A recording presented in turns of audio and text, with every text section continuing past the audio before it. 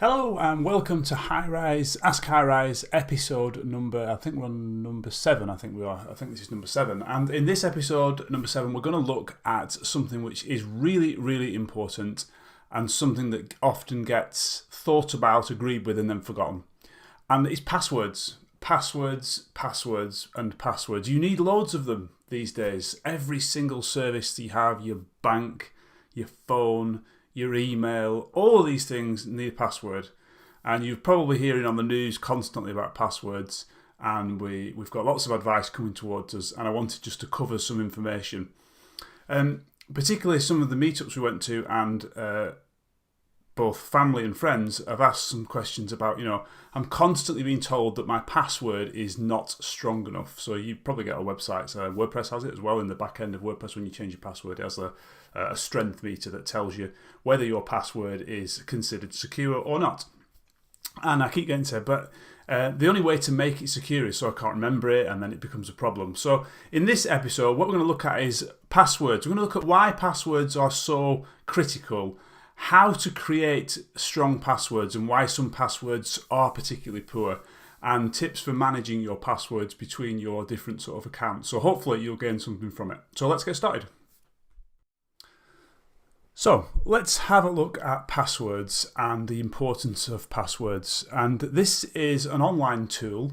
It's grc.com/haystack.htm. And it is trying to get across the idea of why passwords or password strength or passwords are important. I was first introduced to this about 5 years ago now by the co-founder of WordPress, actually, Mike Little. And I thought it was really good. It really helps you understand why it's so important to really consider your passwords in the online world. And as you can see, it's called How Big Is Your Haystack? And the reason for that is because if we think about it, passwords in a way are not something that are not guessable. We can always guess someone's password because they are a combination of known letters, known numbers, known symbols, etc. So in a way, you can think about the haystack as being every possible combination of every possible password that could ever be created at any particular length. You've just got this giant haystack of passwords. And if I want to guess your password, all I have to do is find it in that haystack. And what's happened recently with computing power is that computers are really, really good at trying every one of those combinations. So the key to creating a good, strong password is to make your haystack, that's the search that I've got to find your password in, as big as possible. And the bigger I make that haystack, then the longer it is going to take a computer to find your password. Now, the reason why I say computer is because I think traditionally people think of hacking and passwords as somebody sat at a computer trying to guess your password. It's not happening like that. It's automated computers that are just doing what's called brute force attacks, trying every possible known combination of passwords or letters, numbers and symbols until they guess the right one. And that's all they need to do, is guess the right one. So what we need to do when we're making a password is to make that giant haystack of search to find your password as big as possible. And we need to hide your password inside that haystack as best as possible. And that's what this tool actually does. So here is a box you can enter a password. So a common password people tend to use is sort of this idea, isn't it? They think this is sort of a good idea to do password. In fact, probably replace that with a number 4 sometimes, don't they? So you can see that this password is 8 characters long. It has got some lowercase letters and it's got 2 digits in it, a 0 and a 4. We could even replace that with an uppercase letter to make it better. But what this tool does is it tells you down here at the bottom, and this is not by any means absolutely gospel, it's an indication only, but it tells you how strong that password is in a bit more sense. And it's this box at the bottom here that's the important one. So if someone was trying to attack you online, and by online what I mean is they're literally hitting the login form on, let's say they're trying to get into your email, they're hitting the login form and they're trying to guess that password. it would take them 92 years, just over, to try every possible combination before they guessed the password there. So after 92 years, they would have every possible combination entered, and then they would have accessed your account because they'd have found that particular password. Then the next box further down is, you often hear of these offline attacks on the news, someone's stolen the database, etc. So what they've done is they've taken the database of usernames and passwords off onto their own computers, and then they're basically doing the same thing but locally rather than over the internet. And look at the difference. It takes 29 seconds for a computer, and we're not talking about a particularly fantastic computer. Probably the one I'm doing this video on would be good enough to try every possible combination until it finds that password, which you can see is not very good. 29 seconds and they're in, they've found your password. And then the last one is, if you're a super hacker and you've got the most powerful computer in the planet type thing, then that's how long it would take to crack your password. Not very long. And I guess the other important thing is, with this 92 years, because they're just guessing it, then they could guess it first time. We are only guessing the password here, so it could be guessed first time and you might, lose out. So let's have a look at what we can do here then. So most people sort of say, well, let's put some symbols in it. So we could add another symbol to that one, and you can see that we start to get better. So as soon as we add more combinations of things, symbols, digits, and uppercase and lowercase in this instance, we start to get better. So online, pretty difficult. Offline, 4 days on my machine. Again, if I was stealing someone's credit card details and I can go and spend a fortune, then maybe that's worth doing. And offline with a super machine, again, 6 minutes. It's nothing, is it? If I change this for an uppercase character, again, I'm making the haystack bigger because I'm adding all of the capital letters on the alphabet into that haystack as a possibility at every position within this password. Similarly when I did the symbol.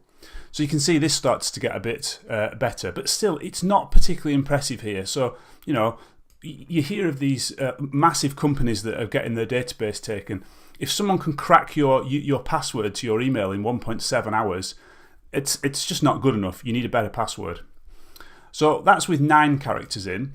And you can see if I start adding characters, so that's 10 characters, we start to get a bit more interesting in terms of these numbers. So even in that scenario, it's going to take a week to guess this password. It's probably not, because this is a common password. I'm sure computers these days have got a list of passwords that they can just go through and guess that people use. And then you start to get other letters in, 11 characters. So this is now starting to get numbers that are high enough so we know that this is pretty difficult to crack. And then we'll add another letter in. And then for some reason, mathematically maybe, I don't know, I'm not that way out, but once you get to 12 characters long, it completely jumps. Look, we're in 1.83 years, and now we're in centuries. So it's 12 characters that is the golden nugget here. You need to make your passwords at least 12 characters long. And they need to have all these different things in. So if I remove the capital letter again, it drops back down straight away because I've taken out an element of that haystack. I've smallened, is that a word? I've reduced the size of that haystack so that it's much smaller and it's easier to find the password in. So we'll put that back again in there, and then we start to get some interesting numbers. So what's interesting is that that's a pretty good password in its sense because it's hard to crack. I wouldn't probably recommend trying to disguise the word password. But what's interesting here, let's just try a different password. And you can see that password we would all suggest is insecure. And again, I'm not suggesting this is a good password. I'm just suggesting that, again, we've got a lot of months here, haven't we? Even with 14 of the same characters, we've only got one type here. If I add another one, you can see it starts to get interesting again. So a 17 character password with the same type of symbol, as in symbols, digits, lowercase or uppercase, is still pretty hard to crack. So what the key here is, it's the length of your password that is important. The longer your password is, then the bigger that search haystack is for someone to be able to guess it, or a computer to be able to test all the possible combinations. So you want to be focusing on making the longest password that you can. And a way to do that often is just to use a past phrase. Okay, so if you take some random words like, I'm I'm just going to pick some random words here, put some capital letters in, maybe put a symbol at the end, and maybe put a number at the front. I don't know, I'm just making this up. But you can see, you're probably going to remember that, and it's pretty secure. Because that's the next thing that people ask me. Oh, great, Mark, this is perfect. Yeah, I need to do long passwords, but I can't remember them. Well, I know you can't remember them, and that's the problem here. You need to be using something called a password manager, because it's going to manage them all for you instead. So what I use is a system called 1Password. I can click on it here, and this is 1Password. So I've already got it unlocked, but it would ask me to unlock it. So you unlock this vault, if you like, which stores all your encrypted passwords in, and you unlock it with a master password. Obviously, that master password needs to be nice and secure and long, but something that you can remember. You don't want to be writing that down. You need to remember that master password, but you've only got one to remember. 1Password has an app for the iPhone and Android and things like that, so you can put it on there and use it as well. So all of the logins that you have on the web, you don't need to know their passwords. You just need to know your master password for your password manager, and it will handle the rest. Okay.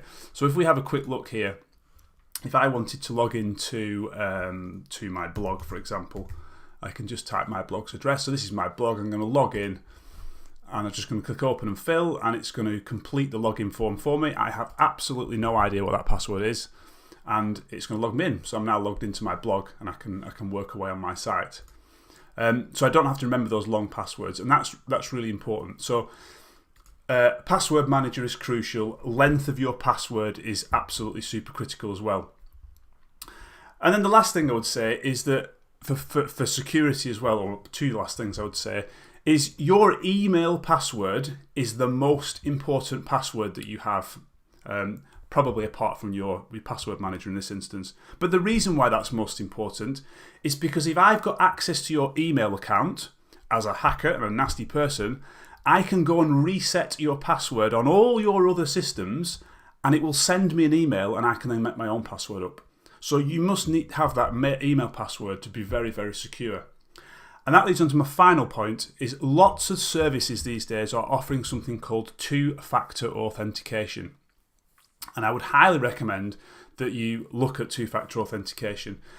Basically, it's where you have a little app on your phone, and it gives you a number, and when you put your password in and your username, it then asks you for the number, or there's various different ways of doing it. It can send you a text message with the number, and you've got to put the number in the box. But I would highly recommend, if the service you're using allows for two-factor authentication, then absolutely turn it on and use it. It means that even if someone knows your password, unless they have your mobile phone with them, they still can't log in. So that's a little bit, hopefully, about passwords. So there we have it. Passwords, super important. Important to have a long password, as long as you can. Make sure that you have a different password for each of the services that you're logging into. And using a password manager is the key to making that a simple process. So I hope you've got something out of this. I hope you've learned something a bit more about passwords and why they are super critical. And we'll see you next time for the next Ask HighRise.